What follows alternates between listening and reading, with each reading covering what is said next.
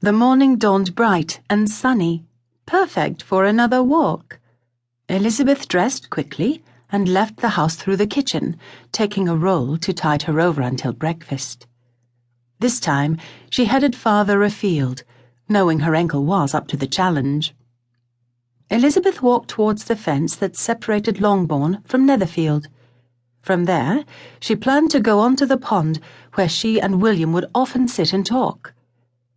Elizabeth's face lit with a huge smile when she saw William approaching on horseback, as so often happened in the early days of their acquaintance. A matching smile appeared on his face as he sent his mount flying over the fence. Once on the Longbourn side, Darcy dismounted and swept Elizabeth up into his arms, twirling her around in a circle. "I had a feeling I might find you here," he said with a laugh as he set Elizabeth back on her feet. "I could not imagine leaving Hertfordshire without visiting what has become one of my favourite spots," she said with a loving glance. "Were you planning to continue on where we would sit and talk?" "How did you ever guess?" Elizabeth asked with a laugh. "Please allow me to accompany you, my lady," replied Darcy with a bow, before offering her his arm. Darcy tied his horse off at the edge of the copse, and they walked on until they came to the flat rock, where they settled themselves comfortably. Elizabeth told him stories of her childhood adventures while he laughed at her exploits. "I hope we have a beautiful daughter one day who is just like her mother.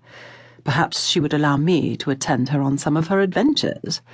I did not have that opportunity with you, but it would be almost as enjoyable, I am sure." "You may wish to ask my father about my childhood before you wish for a daughter like me.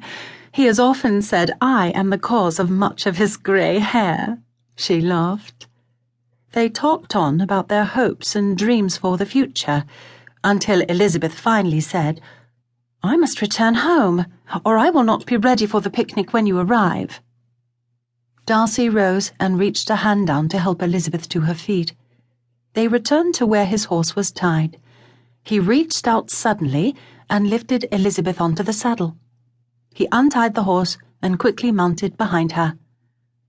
"The children would be very disappointed if you were late for the picnic. I cannot allow that to happen now, can I?" he said with a laugh. They rode at a quick pace to the back wall of Longbourn's garden. Darcy dismounted and reached up for Elizabeth.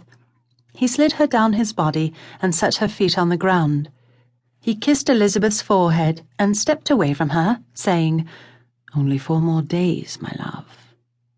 With another quick kiss to her forehead, he mounted and galloped away. To keep listening to this audiobook, I've left you a link in the description so you can do it, at no cost thanks to Audible's 30-day free trial.